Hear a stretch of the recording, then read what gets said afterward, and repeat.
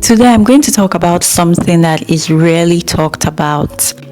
Everyone talks about the quality of opportunities available to lawyers, but no one really talks about the scarcity of those opportunities. The discourse people do not have about life after law school is that there is a rude awakening to the fact that the industry might actually be a little saturated.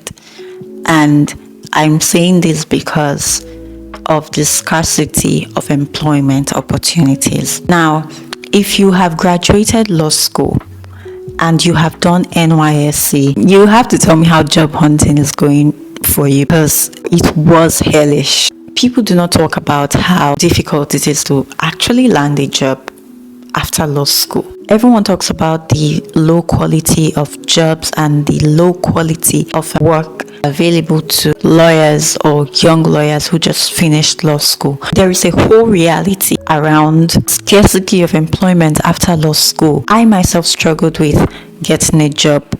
In fact, a year counting when I finished law school. It was hellish. It was not even funny. And that is why I would always emphasize internships. Internships kind of, number one, it helps you build familiarity with organizations.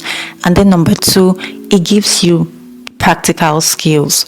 So this might sound controversial, but if you have a bunch of internships and you know what you're doing and you already know what is going on in your industry, especially when it comes to actual work, not theory from school. When it comes to actual work, if you know what is going on in your industry, especially if you are a young lawyer who just finished school, you might not need to focus on entry-level jobs and focus on opportunities that call for experiences from 2 to 3 years, because you have built practical knowledge, not just theoretical knowledge. That's why I emphasize internships.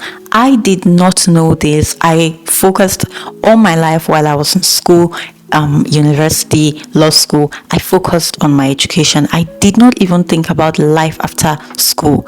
And it took me graduating and job hunting for over a year. Man, that was some hellish months, by the way. It took me doing those things to realize the gap that exists in the legal space when it comes to employment. And I took it upon myself that I was going to talk about pathways to profitable employment for lawyers. The first thing I would say is branch out. A lot of people focus on tier 1 law firms, and I usually hear people say you need to have a kind of grade most of the time to work in a tier 1 law firm. And I'll talk about the grades thing in another video. But one thing I also want to let people know is that for a law student, grades are important. I know that we've heard before that grades are not important. What matters is you graduating and you know what you're doing. But grades are important, especially if you're an entry-level professional. Grades are no longer important maybe after 3, 4, 5 years when you already built experience and